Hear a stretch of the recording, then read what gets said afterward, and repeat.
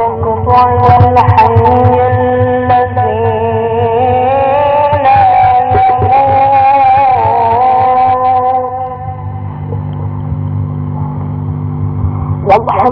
لله الذي لم يتخذ صاحبة ولا ولدا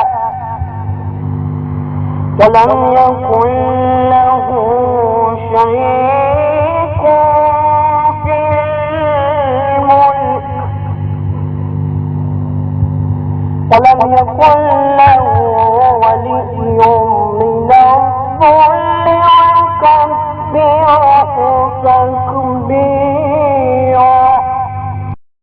همین خدای مهربان است، همین خدایی که ما پیوسته او را به رحمانیت و رحیمیت در شبانه روز به کرات صدا می‌زنیم.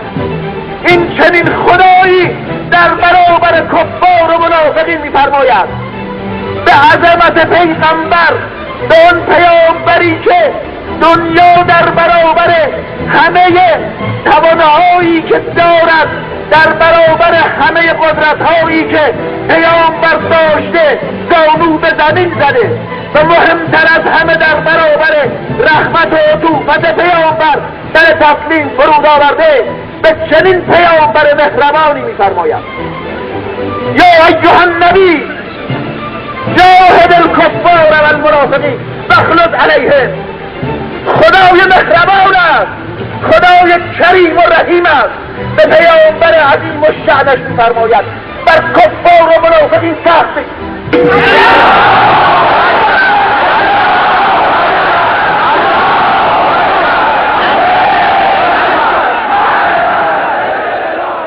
من مهران استقی فرزند علی به شماره شناسنامه 2951 صادر از تهران متولد سال 1339 از اعضای سازمان به اصطلاح مجاهدین خلق هستم